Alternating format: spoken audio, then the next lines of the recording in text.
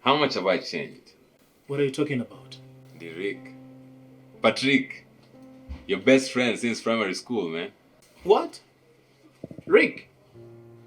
You're kidding me. How could you forget me that quick, man? I'm beginning to think you are not that close. Man, wabaye munini ijwi rirahinduka, you're at my doorstep in the middle of the night, man. You can't blame me kuba nakumenye. Anyway, why are you here? I'm in town. I came back and I booked a hotel, but turns out I'm going to stay longer. So... You need a permanent place to stay. Yeah, man. Well, come on in, man. Come on. Come on in. Thank you,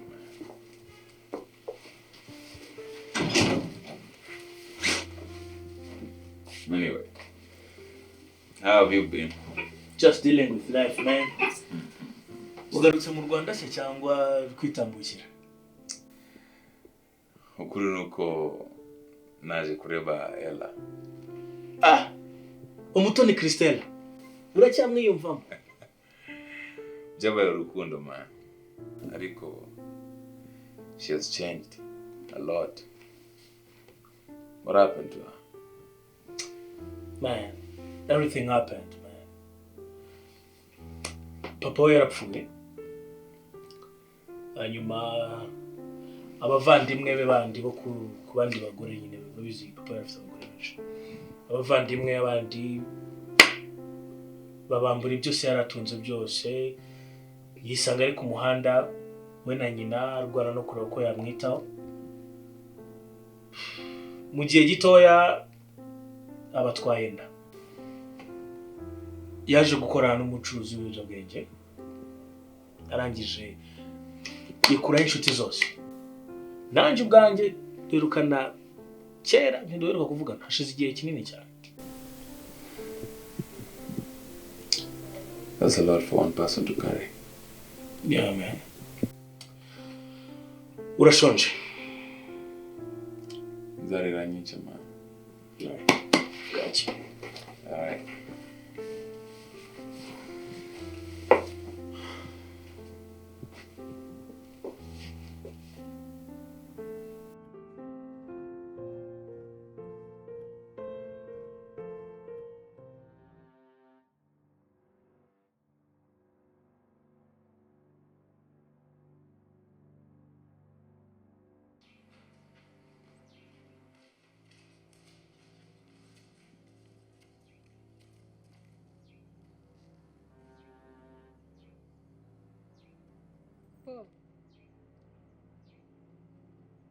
Naguhaye bure 50.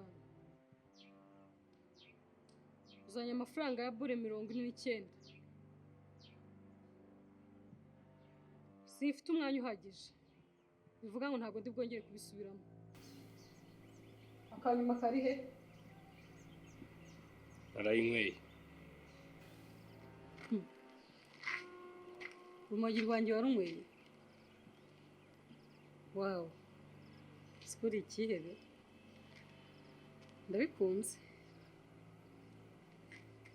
Umvishe rumeze rute? Umvaga rumeze rute?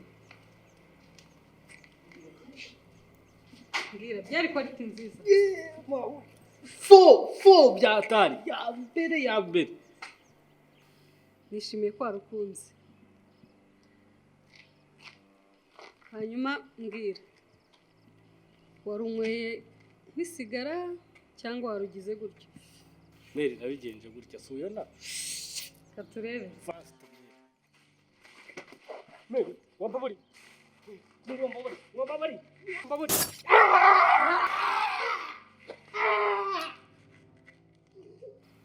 Frida mukobwa nemera.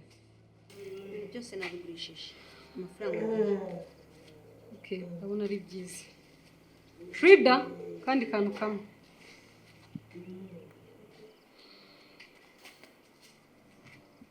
Urabizi yuko ndimo guhiga inshuti yawe Tony. Sibyo? Yego. Umwe mu bahungu banjye yambwiye yuko yamubonye iwawe. Kandi ntugeze ubimbwira. Natekereje ko waba utari mu ruhande rwanjye. yaje iwanjye turaganira ahita agenda. Ntabwo yigeze ambwira ahantu atuye, nanjye sinigeze mpamubaza. Uriya mukobwa ni umunyabwenge cyane, no kuba yaba atambwira ahantu atuye. Umva ikindi kintu tugiye gukora. Nimwongera kuba muri kumwe, uzanyandikire. Hanyuma umugumane kugeza igihe tuzahagerera. Kandi nutabikora, nzamenya ko utari mu ruhande rwanjye. Kandi urabizi ko bitakugwa amahoro.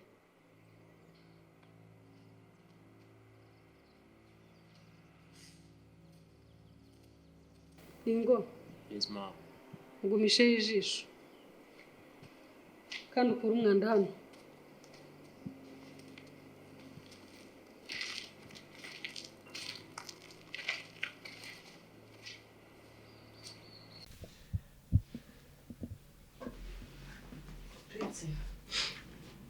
Prince. Şimdi tamam mı? O suyu bakalım. Ito gulo tuyo kwa nyungu kurusi.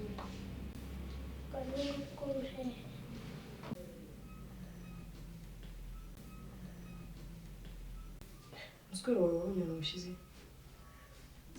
Oya. So.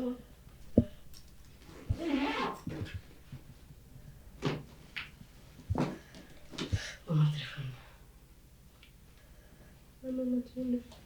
Good boy. Quando gukurunishe Mu cyaro papa. Şimdi n'ubundi nyogokuru uza gusura.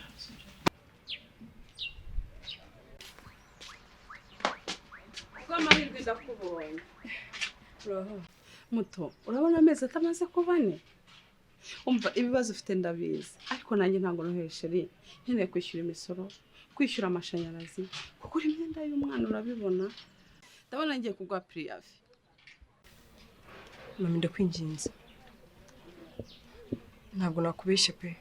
Akumaze amezi agera muri angahe nta kazi mfite. N'ibyumweru bibiri. Ndakwishyura amezi abiri. Mu byumweru bibiri. Mpe n'ibindi bibiri nabwo ndaba maze kubona andi y'amezi abiri.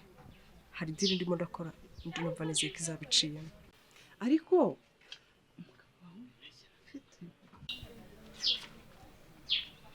Iby'umugabo byireke. Iby'umugabo byihorere. Reka duhamane no gahunda yanjye. Ningira Imana igacamo nzabikemura. okay, nguhaye ibyumweru bibiri.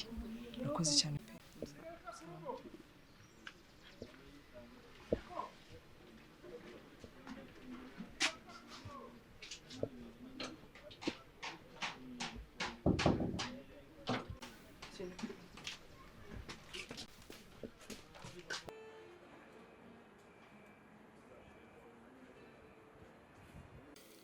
ubwo twagendaga nari mfite imyaka nka 12.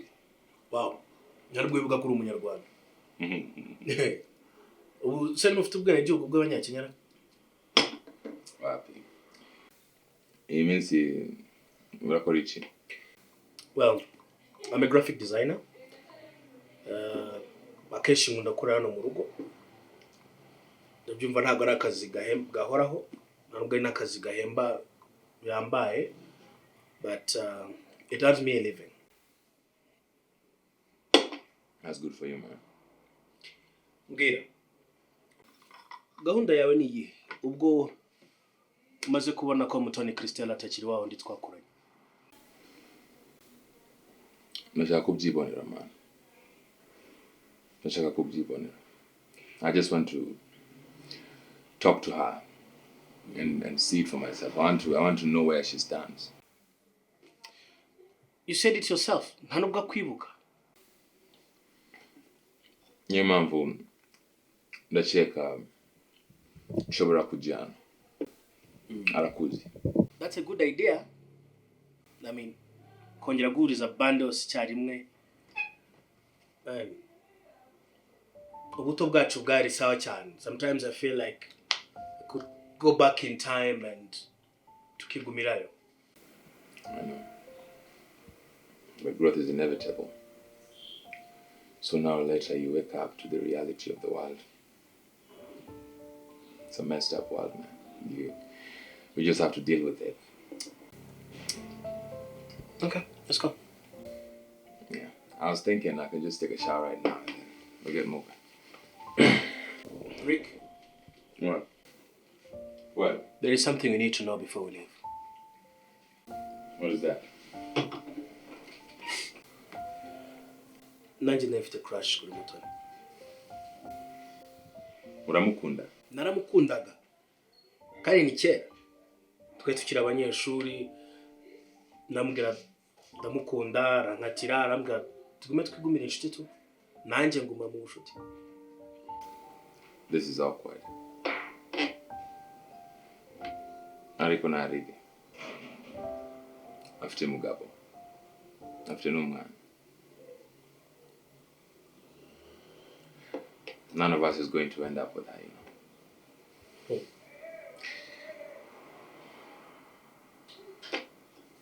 It doesn't matter.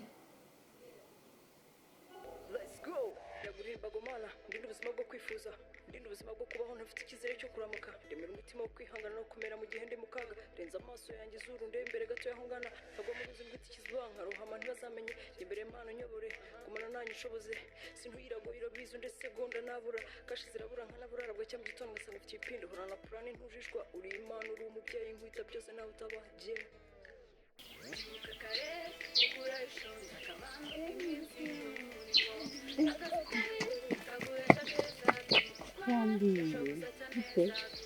Umeze neza. Waje kunsura. Wakoze sheri.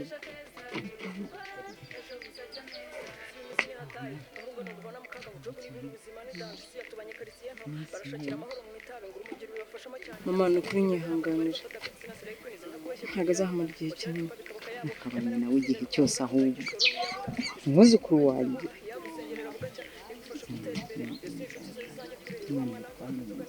Ntabwo imbaga ya mama mu nzu.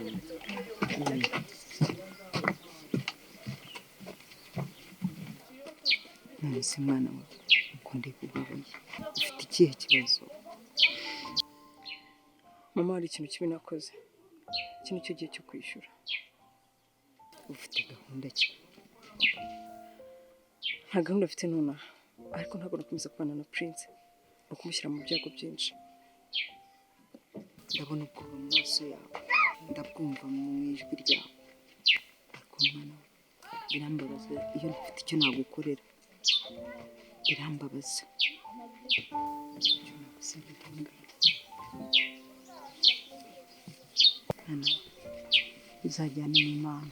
Urwana urugamba uzatsinda. Imana byose izabikucishemo.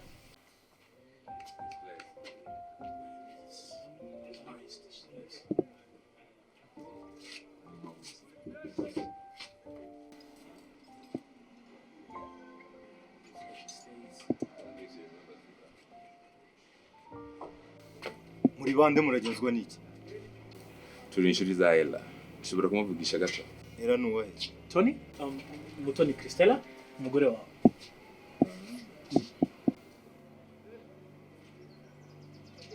Nimwe basore mwirirwa mukina n'umugore wanjye. Mumubuza kujya gushaka akazi ngo ahahire urugo. Ahahe. Izo zishingano zawe man. Uratinyuka kuvuga gutyo mu rugo rwawe. Ntabwo kubita icupa nkakumena urwo rutwe. Bikore. Anye ngushikonye kuzijusi.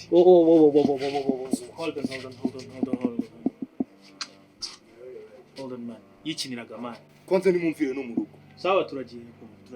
Twe turi inshuti z'umugore wawe. Twe tuje kumusuhuza gusa ntabwo twashatse kukubangamira. Mugende mumvire mu rugo. Sawa nyakubahwa turagiye. Oh! Come on. Man, urabona ko ntawe uhari ureke. Utu tuntu tw'udusira twa feke dushobora gukuramo ikintu kinini cyane utabasha guhandura nawe. Uretse kuvuga ma. Kwivugira gusa. Nabibonye mu maso yawe man. Uvuga ko many josi man, you meant it. Don't you think you deserve it? Come on man, still fighting with him ntacyo byadufasha. I think you have to go. Ndagusanga. I want to meet Ella, man. I need to make sure she's okay. You understand that, right?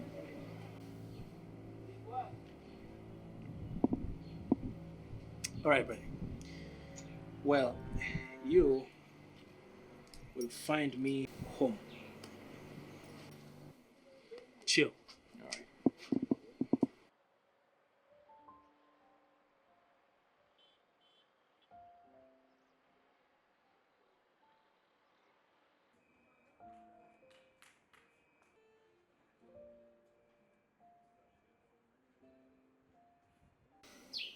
uyu munsi ntabwo uri bwiruke niba ushaka kurwana haguruka turwane. Ella, ufite ikihe kibazo? Ella ntabwo ari izina ryanjye. Niryo kuri nje.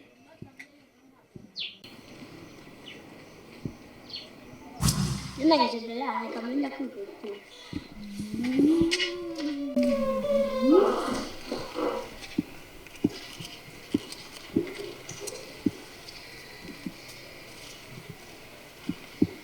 Ndabitanze. Nagufasha. Rero guhera uno munsi ngiye kujya mwita Ella kuko Christella kurivuga rirangora n'izina rirerire. Christella nkoyeho Chris noneho mwita Ella. Wituma unyita izina ritari ryanjye. Kugira sinzongera kukwita Patrick nzajya mwita Lee. Okay, nta kibazo ndabikunze.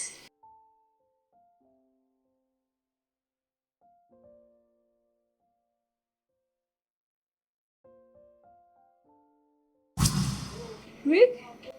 Rick! Rick!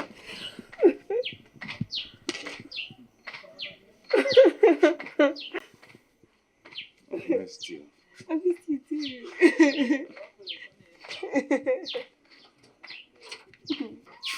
Ibyo byo gukumbura ndi kumva hano. Wowe nanone mu rugo rwanjye.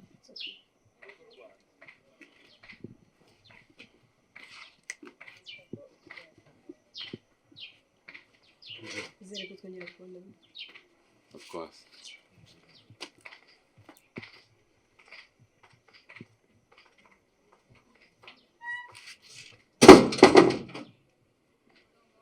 Uranga kumpa ibintu warangiza ukazana abagabo mu rugo rwanjye kuryamana nabo mu nzu yanjye.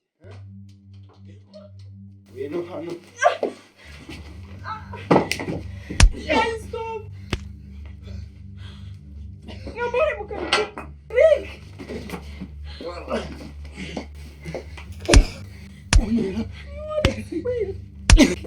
Jerry, please.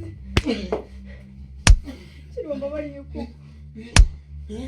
Rick! Jerry, stop! Uriya ni umugabo wanjye. Ntabwo ushobora kumara iki gihe cyose waragiye unangiza ugaruke wigire nkaho unyitayeho urimo urandinda. Ntabwo ugende vuba vuba.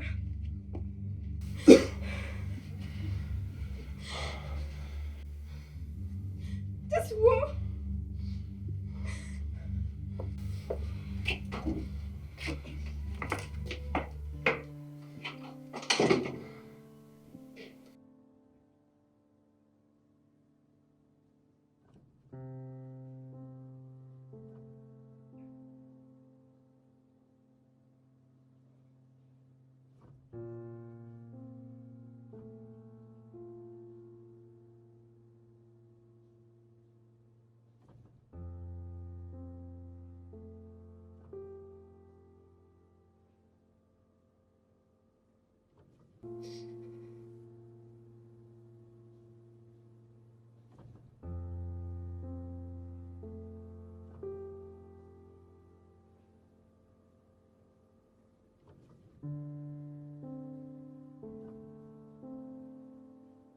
On the next episode of The Hassle.